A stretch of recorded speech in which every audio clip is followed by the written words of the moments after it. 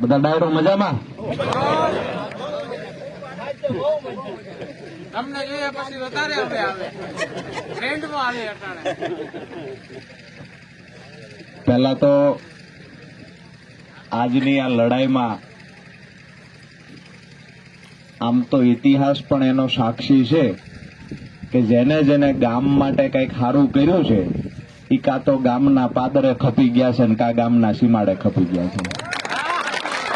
આજે અહીંયા ગામના સીમાડે જેટલા પણ લોકો ઉપસ્થિત છે એક વાત ચોક્કસથી કહીશ કે ગામનું અને સમાજનું સારું કરનારા લોકો આજે અહીંયા ઉપસ્થિત છે. સાથે જ મોટી સંખ્યામાં સરપંચો અહીંયા હાજર છે. તો એ વાત એની પુરાવો આપે છે કે આ સરપંચોએ જીવનમાં ₹1 ભ્રષ્ટાચાર નહીં કર્યો હોય ત્યારે જ અમારા મંચ પર બેઠા છે. આનાથી મોટું કોઈ પ્રમાણિકતાનું સર્ટિફિકેટ.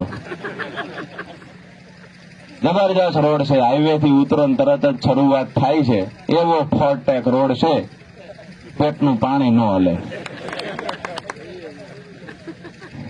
શા માટે લડવાની જરૂર છે, શા માટે સંગઠિત થવાની જરૂર છે, જે પ્રવીણભાઈએ વાત કરી, શું કામ લડવું જોઈએ, શા માટે આજે ભેગા થઈએ છીએ?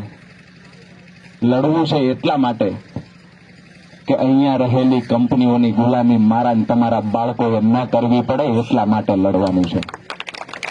વાસ્તવિકતા એ છે કે રોડ તૂટેલા છે, તમામ યોજનાઓમાં ભ્રષ્ટાચાર થાય છે.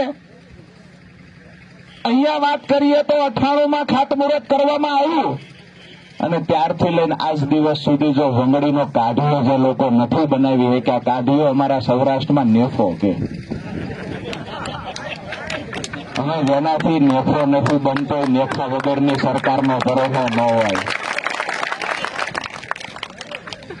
બીજી વાત કે ખેડૂતોના નામે જયારે વાત હોય ત્યારે રાજનીતિ માત્ર વિષય નથી.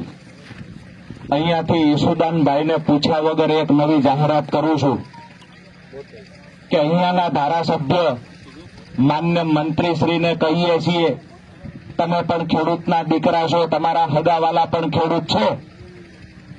હું આજે વિનંતી કરવા માટે આવ્યો છું કે અમારા ખેડૂતોના વળતર માટે અને અમારા ખેડૂતોને સિંચાઈનું પાણી મળે એ માટે જો સરકાર તમારું ગાંઠતી ન હોય તો સરકારની સામે આંદોલનની તૈયારી કરો. મામો ભાણો ભેગા થઈને લડો. કોના બાપની તાકાત છે પાણીને રોકાવી શકે? જો તમારામાં લડવાની તાકાત છે, જો સરકાર સામે અવાજ ઉઠાવવાની તાકાત છે, તમારી અંદર જો તાકાત છે ખેડૂતો માટે લડવાની, આવો મેદાનમાં. તમારી પાર્ટીનો ખેસ ખીતીએ ટીંગાડી દો, ઈશુદાનભાઈ એની પાર્ટીનો ખેસ ખીતીએ ટીંગાડી દે અને ખેડૂતો માટે છેલ્લા શ્વાસ સુધી લડવાની તૈયારી સાથે મેદાનમાં ઉતરી જાઓ. અને માન્ય મોહનભાઈ બેરા જો ખેડૂતો માટે લડવાની થોડી પણ તૈયારી દર્શાવે, જેટલા દિવસ આંદોલનમાં બેસે એટલા દિવસ અન્ન ત્યાગ કરીને રાજુ કરપડા આંદોલનમાં બેસે. મહત્વની વાત એ છે કે રાજનીતિને છોડો સાઈડમાં. મારા ને તમારા હગાવાલા, મારા ને તમારા સમાજના હું હર હંમેશા કહું છું, હું ખેડૂતનો દીકરો છું એટલે તમામ ખેડૂત મારો પરિવાર છે અને પરિવાર માટે લોહી રેડી દેવું ને મારું કર્મ છે. જયારે જયારે પણ ખેડૂતોની લડાઈની વાત આવે, માત્ર છે કઈ હાઈટેન્શન લાઈન આજે ઉભી છે, તમામને વળતરો મળે છે. વંગડી ડેમમાં ક્યાંક ને ક્યાંક ભ્રષ્ટ ભાજપના નેતાઓ ઈચ્છે છે કે આ ખેડૂતો સદ્ધર થશે તો આ ખેડૂતો જમીન નહીં વેચે, એટલા માટે ક્યાંક ને ક્યાંક આ કાફિયાનું કામ રોકવામાં આવે છે. આપણી જમીનો કંપનીઓને પધરાવી છે, આપણા ખેડૂતોના દીકરાઓને ગુલામ બનાવવા માટેનું જે ષડયંત્ર થાય છે એની સામે લડાઈના શ્રી ગણેશ કરવા આજે મળ્યા છીએ. જયારે જયારે અહીંયાથી હાકલ કરવામાં આવે, આપ સૌને વિનંતી કરું છું કે જયારે આ વંગડીના કાઢિયા માટેની લડાઈના હાકલ કરશો તમે, ત્યારે એ લડાઈમાં સહભાગી થવા અહીંયા મંચસ્થ પર બિરાજમાન તમામ વ્યક્તિઓ તમારી વચ્ચે હાજર હશે. અને માત્ર અહીંયાથી હું આટલી જ વાત કે આટલી જ ભીડ અને આ લડાઈ પૂરી કરીશું એવું નથી કહેતા.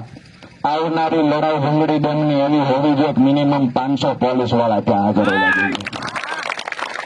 જગતના બાપ છીએ, કોઈના ગુલામ નથી. અને જગતનો બાપ હાકલ કરે અને જો સરકારના ટાટિયા સરકારની ખુરશી ધ્રુજે નહીં તો આપણી માયા જન્મ આપે નકામી વાત છે. વિષય એ છે કે આપણી લડાઈમાં 28 વર્ષ સુધી પરિણામ ના મળે, અત્યાર સુધી સત્તામાં જેને બેસાડે એવું કે કે તમે કોર્ટમાં ગયા એટલે પરિણામ નથી મળતું? અને ભાઈ કોર્ટ કચેરી પછીનો વિષય છે. રોડ પર અમે નીકળીશું તો એ જગતના બાપ હતા જેને 3 કાયદા પાસા લેવા સરકારને મજબૂર કરી હતી ને અમે એ જગતના બાપ છીએ. સંગઠન બનાવીને તાકાત બતાવો. હું તમને દાવા સાથે કહું છું કે આવનારી તાલુકા પંચાયતની ચૂંટણી પહેલા, જિલ્લા પંચાયતની ચૂંટણી પહેલા આ સરકારને નાકમાં દમ લાવી દઈએ ને તો આ કાઢીઓ બનશે ને ખેડૂતોને વળતરે મળશે. વાત એ છે